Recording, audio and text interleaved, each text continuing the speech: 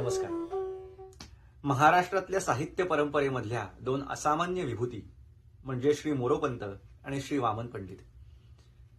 पुराण, उपनिषद, वेदांत या किंवा आपली महाकाव्य यांच्यामधलं थोर तत्वज्ञान अत्यंत साध्या, सोप्या आणि रसाळ भाषेमध्ये ज्यांनी जनसामान्यांपर्यंत पोहोचवलं अशी ही दोन व्यक्तिमत्व. महाराष्ट्रातलं पंत साहित्य ज्यांनी खऱ्या अर्थानं समृद्ध केलं असं हे दोन कविवर्य.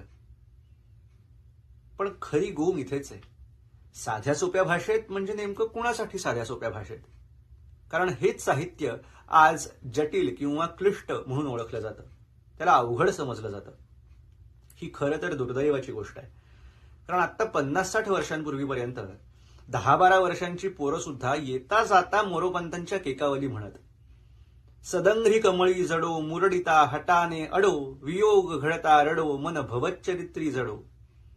हे म्हणताना त्यांची जीभ कुठेही अडखळायची नाही आणि विशेष म्हणजे याचा अर्थ सुद्धा त्यांना माहिती असायचा. पण आज आपल्याला त्यातलं अक्षर सुद्धा कळत नाही.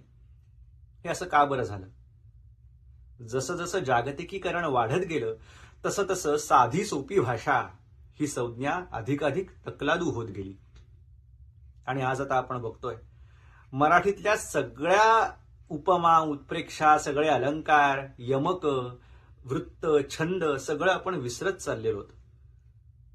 आणि एकेकाळी अमृतातेही पैजा निंकणारी मराठी भाषा आज लंकेच्या पार्वतीसारखी निस्तेज झाली आहे. आंग्ल भाषेतले शब्द आपण मराठीमध्ये ओढवून घेऊन आपली मराठी कंटॅमिनेटेड करून टाकली आहे. मग यावरचा उपाय काय? तर मराठीचं हे गतवैभव, तिचे कथालंकार तिला जर परत मिळवून द्यायचे असतील तर तिच्या सालंकृत रूपाचं स्मरण करत राहणं आणि त्याचा अभ्यास करत राहणं. आणि याच जाणीवेतून एकत्र येऊन काही कृतिशील अशा साहित्यप्रेमींनी कविवर्य श्री मोरोपंतकृत वाङ्मय अभ्यासक संमेलन साजरं करण्याचा निर्णय घेतलाय. खरं तर साहित्यप्रेमी म्हणून ही तुमच्या आमच्यासाठी अभिनंदनीय बाब आहे. त्यामुळे आपण अधिकाधिक संख्येनं या संमेलनाला उपस्थित राहूया आणि या सगळ्या मंडळींना मनःपूर्वक शुभेच्छा देऊया. धन्यवाद. श्रीराम.